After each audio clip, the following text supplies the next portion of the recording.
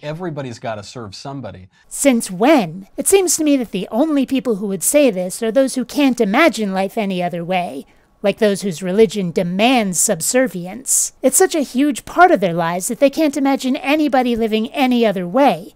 But the world is bigger and more diverse than that. Let's do this.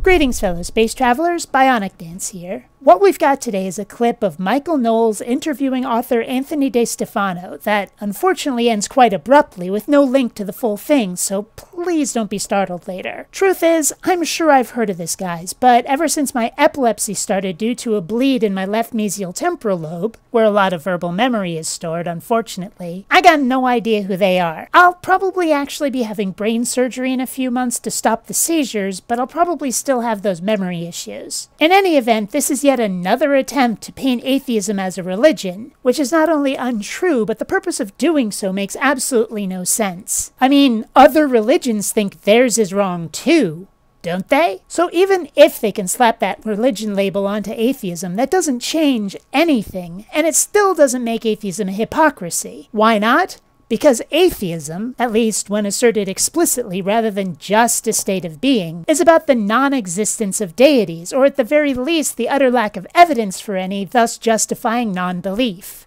And so the environmentalists have the original sin of pollution, and they have the sacrament of, they sell indulgences in the form of those carbon tax credits, don't they?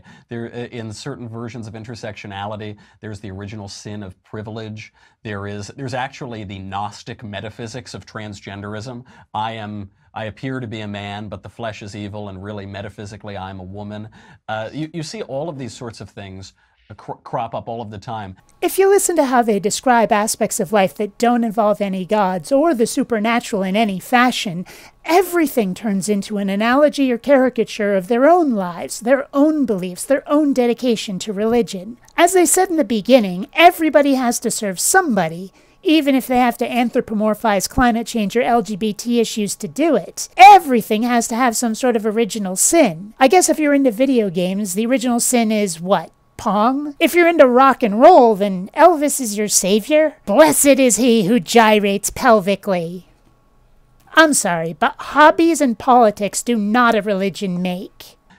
Atheists, they pull away when you say that their religion is a faith. How can we convince them of this point?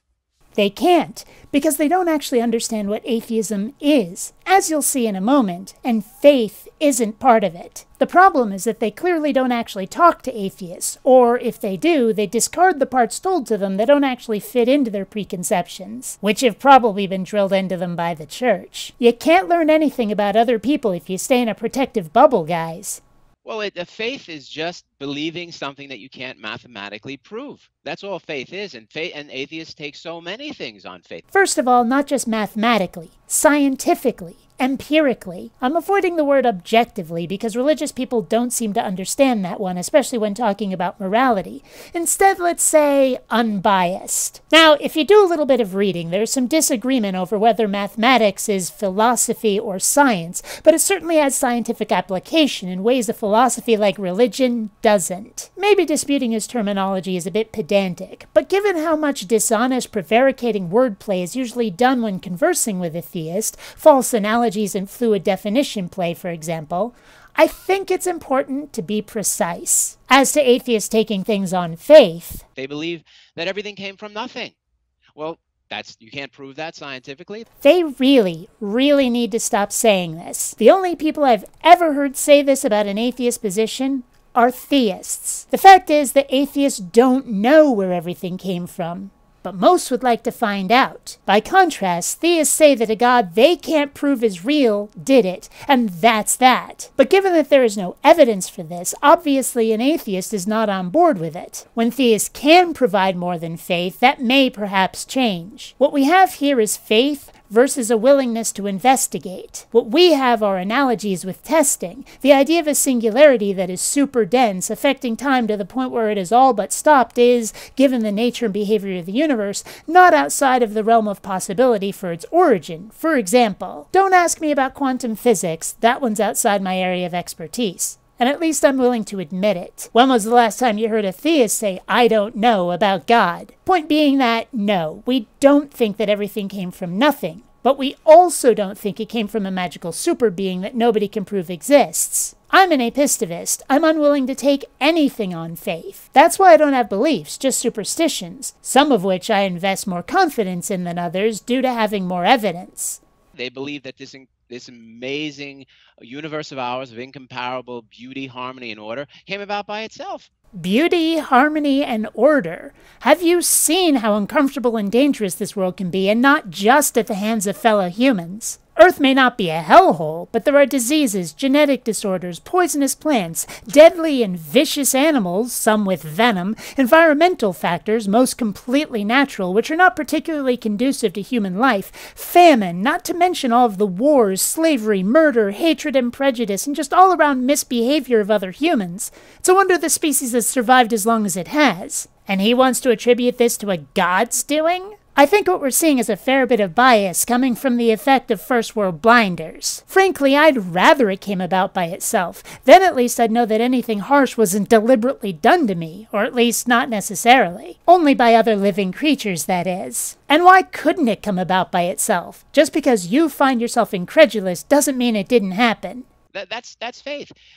They're trapped into this whole materialist worldview where everything has to do with atoms and molecules. All our hopes and dreams and desires, all our art and culture and history, all our deepest desire for everything that's good and beautiful and true. All that to them is just due to the random movement of molecules. That's not science. That's faith. This is something I encounter with theists a lot, the notion that if something is not deliberately guided, it must therefore be random. But the truth is that randomness, as most humans understand it, almost certainly doesn't exist. Roll a pair of Monopoly dice. Was that random?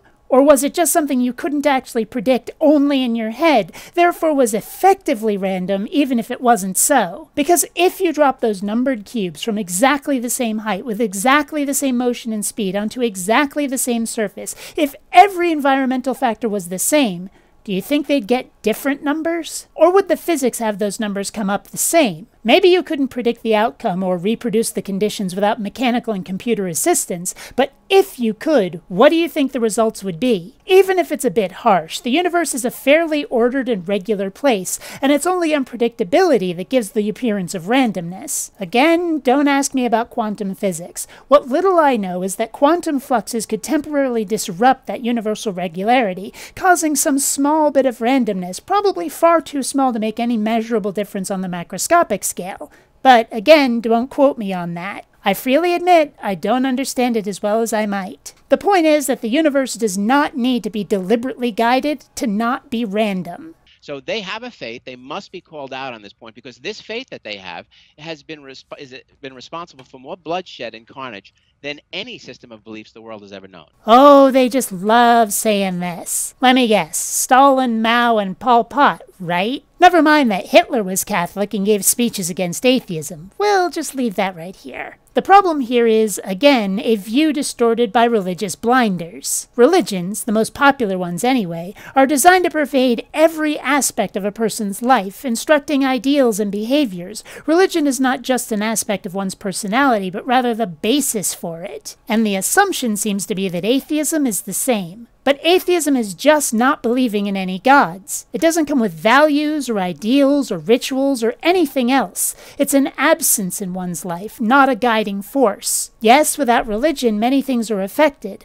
like not assuming God's hand in science or in certain events. But again, that's a factor of not having religion and not being done in the name of that absence. Point being that if there were ruthless dictators who committed all kinds of atrocities, you're not going to see them killing people in the name of there being no God, the same way that, say, those in the Spanish Inquisition killed and tortured people for not believing in their God. It's simply a false comparison, which is, again, affected by these religious blinders. I've always liked the definition that faith is the substance of things hoped for and the evidence of things unseen, and how better to describe the utopian political goals of the left.